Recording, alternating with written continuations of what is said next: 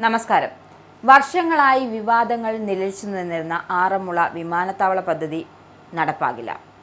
ആറന്മുളയിൽ വിമാനമിറങ്ങില്ലെന്നും എരുമേലിയിൽ നിർദ്ദിഷ്ട ശബരിമല തീർത്ഥാടന വിമാനത്താവള പദ്ധതിയുമായി സംസ്ഥാന സർക്കാർ അതിവേഗം മുന്നോട്ടു പോകുമെന്നും വ്യക്തമായതോടെയാണ് വർഷങ്ങൾ നീണ്ട അനിശ്ചിതത്വങ്ങൾക്ക് വിരാമമായത്. ആറന്മുളയിലെ പദ്ധതിയെക്കുറിച്ച് സർക്കാർ നിലവിൽ യാതൊരു തരത്തിലുള്ള ഒരു വിധത്തിലും ആലോചിക്കുന്നില്ല എന്നാണ് മുഖ്യമന്ത്രി വി.ഡി. സതീശൻ വ്യക്തമാക്കി, അല്ലെങ്കിൽ തറപ്പിച്ചു പറഞ്ഞത്.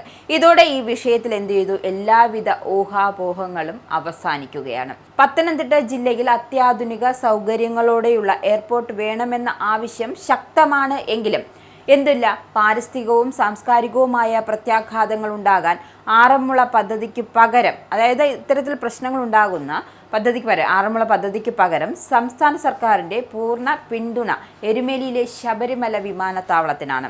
കോട്ടയം പത്തനംതിട്ട അതിർത്തി പങ്കിടുന്ന എരുമേലിയിലെ സ്ഥലം തീർത്ഥാടകർക്കും പ്രദേശവാസികൾക്കും ഒരുപോലെ പ്രയോജനപ്പെടുമെന്ന വിലയിരുത്തലിലാണ് സർക്കാർ നിലപാട് ഘടിപ്പിച്ചിരിക്കുന്നത്. വർഷങ്ങൾക്ക് മുമ്പ് Kadammanitta mount Zion engineering college aeronautics course ആരംഭിച്ചതുമായി ബന്ധപ്പെട്ടാണ് ആറന്മുളയിൽ വിമാനത്താവളം എന്ന ആശയം ഉയർന്നു വന്നിരുന്നത്. വിദ്യാർത്ഥികളുടെ പഠന ആവശ്യത്തിനെന്ന പേരിൽ കോളേജ് ഉടമ എബ്രഹാം കലമണ്ണിന്റെ ആറന്മുളയിലെ 8 ഏക്കർ നെൽവയൽ വാങ്ങിയതായിരുന്നു ഇതിന്റെ ആദ്യപടി. തുടർന്ന് പ്രദേശത്ത് 232 ഏക്കറോളം വയലും തണ്ണീർത്തടങ്ങളും അദ്ദേഹം അധികമായി വാങ്ങിക്കൂട്ടുകയായിരുന്നു. പിന്നീട് 2010 ഈ ഭൂമി KGS ഗ്രൂപ്പ് എന്ന സ്വകാര്യ വിമാനത്താവള കമ്പനിക്ക് കൈമാറുകയായിരുന്നു.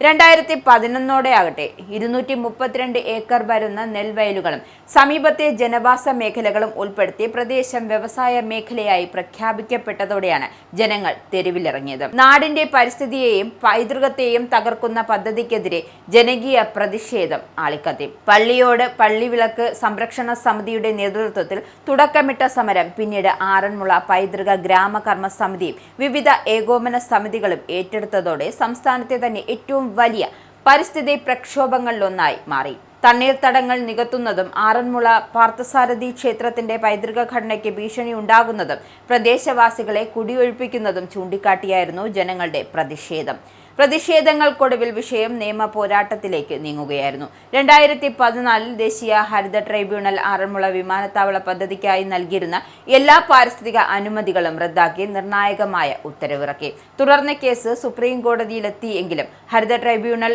വിധി സുപ്രീം കോടതി ശരിവച്ചതോടെ ആറന്മുളയിലെ പദ്ധതി നിയമപരമായി തന്നെ അവസാനിക്കുകയായിരുന്നു. എന്നാൽ അടുത്തിടെ പ്രദേശത്ത് ഡൽഹി ആസ്ഥാനമായുള്ള സ്വകാര്യ കമ്പനി ഡ്രോൺ സർവേ നടത്തിയെന്ന വിവരങ്ങൾ പുറത്തു വന്നതോടെയാണ് ആറന്മുള വിഷയം വീണ്ടും മാധ്യമ ശ്രദ്ധ നേടിയത്. UDF സർക്കാർ അധികാരത്തിലെത്തിയതോടെ പദ്ധതിക്ക് അനുകൂലമായ നിലപാടുണ്ടാകുമെന്ന പ്രതീക്ഷയിൽ പദ്ധതി പ്രദേശത്തിന്റെ ലൊക്കേഷനും ദിശയും അല്പം മാറ്റി പണി പൂർത്തിയാക്കാമെന്ന വാദവുമായി എബ്രഹാം കലമണ്ണിൻ രംഗത്തെത്തിയിരുന്നു. എന്നാൽ ഈ നീക്കങ്ങളെയെല്ലാം പൂർണ്ണമായി തള്ളിക്കളയുന്ന നിലപാടാണ് പുതിയ സർക്കാർ കൈക്കൊണ്ടത്. പദ്ധതിയെക്കുറിച്ച് സർക്കാർ യാതൊരു വിധത്തിൽ ചിന്തിക്കുന്നില്ല എന്ന് മുഖ്യമന്ത്രി പ്രഖ്യാപിച്ചതോടെ സ്വകാര്യ വ്യക്തികളുടെയും കമ്പനികളുടെയും നീക്കങ്ങൾക്ക് കനത്ത തിരിച്ചടിയായി. ഇതോടെ പദ്ധതിക്കായി സർക്കാരിനെ സമീപിച്ചിട്ടില്ല എന്നും ഡ്രോൺ സർവേ നടത്തിയിട്ടില്ല എന്ന് തിരുത്തി പറയാൻ എബ്രഹാം കലമണ്ണിൻ നിർബന്ധിതനായി. എന്തായാലും പത്തനംതിട്ട ജില്ലയ്ക്ക് ഒരു വിമാനത്താവളം അനിവാര്യമാണ് എങ്കിലും അത് പാരിസ്ഥിതിയെയും പൈതൃകത്തെയും തകർത്തുകൊണ്ട് ആകരുത് എന്ന പൊതുവികാരത്തിനാണ് ഇപ്പോൾ വിജയം ലഭിച്ചിരിക്കുന്നത്.